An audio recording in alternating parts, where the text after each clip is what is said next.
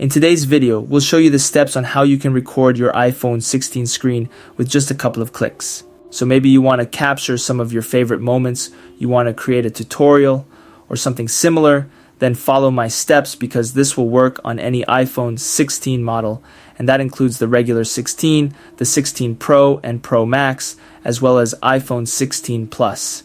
But it will work on older iPhone models as well.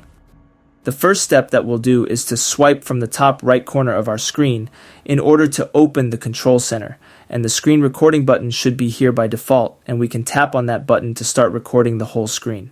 But if it's not in the control center, then it's pretty easy to add it. You want to tap on the little plus icon at the top left of the screen, or just long press anywhere in the control center in order to enter into this edit mode where you can now add or remove different controls from your control center.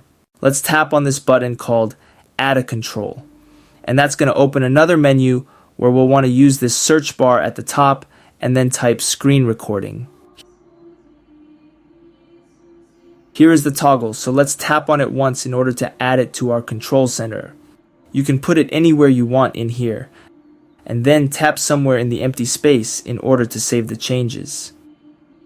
Now, when you want to record your screen, just tap on the screen recording option once, then phone will then start a 3-second countdown, and then the screen recording will begin. When you want to stop the screen recording, just tap on the little recording button, which should be in your dynamic island, and then tap on this stop button right here. The iPhone will then stop the screen recording and it will automatically save it into your photo gallery. If you want more similar iPhone tutorial videos, then make sure you subscribe to Tutor, and I'll see you soon.